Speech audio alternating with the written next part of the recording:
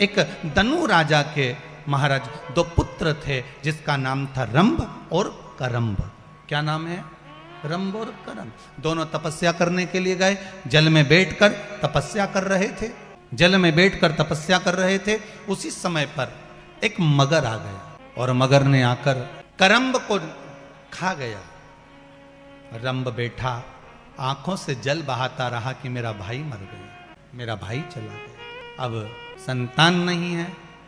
हम दोनों भाई अगर तप करने गए थे तो संतान की प्राप्ति के लिए गए, तो संतान ही नहीं है, क्या करा जाए? तो रंभ ने अब जल में बैठकर तप नहीं करा। रंभ ने अब जो तप करा है, रंभ अब जो तप करने बैठा तो चारों तरफ अग्नि लगाकर रंभ तप करने बैठ गया। रंभ जब तप करने बैठा तो भगवान ब्रह्मदेव प्रकट हो गए। मांगो रंभ, क्या चाहिए? रंभ ने कहा महाराज जी हमारे घर में संतान नहीं, औलाद नहीं, हमारे घर में संतान नहीं है, औलाद नहीं है, कृपा करिए। ब्रह्मदेव ने कहा सुनो रंभ, तपस्या करने के बाद जब तुम उठकर जाओगे, जिसको भी प्रेम से देख लोगे, जिस पर भी तुम्हारी प्रेम से दृष्टि पड़ जाएगी, जिसको भी तुम स्नेह से देख लोगे, उसी से तुम्हारी औलाद हो जाएगी, उसी से तुम्हारी संतान हो जाएगी। रंभ उठकर तप कर कर जैसे ही निकल कर जा रहा था, सामने से एक महिष निकल कर जा रही थी, एक भैंस निकल कर जा रही थी, और रंभ ने उस भैंस को प्रेम से देख लिया। केवल एक महिष, एक भैंस निकल कर जा रही है और उसको रंभ प्रेम से देख लेते। रंभ ने जैसे ही उस भैंस को प्रेम से देखा, भैंस का गर्भ ठहर गया, क्योंकि वर था जिसको भी प्रेम से देखेगा उससे संतान प्रकट हो जाएगा। अब भैंस महिष जैसे ही अपने घर गई तो भैंस का जो पति था भैंसा, अब इसमें हंसने की कौन सी बात होगी, तो भैंस का पति भैंसा ही तो होगा। तो जो भैंस का पति था भैंसा, उसको लगा कि मेरी पत्नी गर्भवती कैसे हो गई। उसने ध्यान लगा कर देखा तो मालूम पड़ा कि इसके गर्भ में रंभ की संतान। क्रोध आ गया, भैंसा दौड़ते हुए गया और जाते से रंभ को उसने समाप्त कर दिया, सींगों से, पांवों से, खुर से दबा दबा कर रंभ के प्राणों को हर लिया। रंभ मर गया।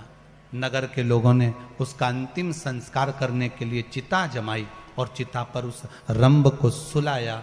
जैसे ही चिता पर रंभ को सुलाया, अंतिम संस्कार करने के लिए सुलाया था, इतने में भैंस को मालूम पड़ा कि जिसका गर्भ मेरे इस उदर में है वो मर चुका है और उसकी संतान मेरे उदर में है।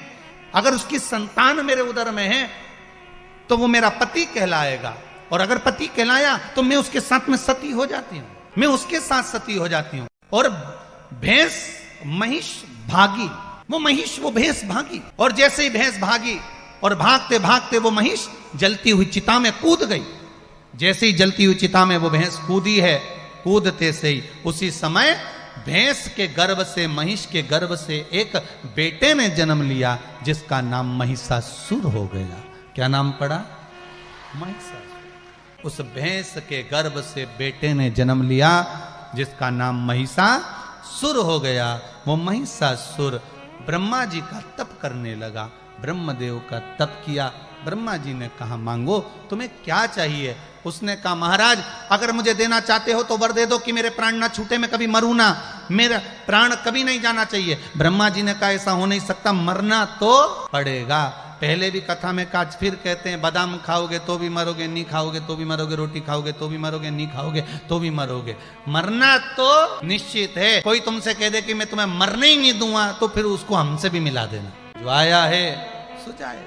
महिषासुर से कहा मांगो कुछ मांगना हो तो, अगर आप देना चाहते हो।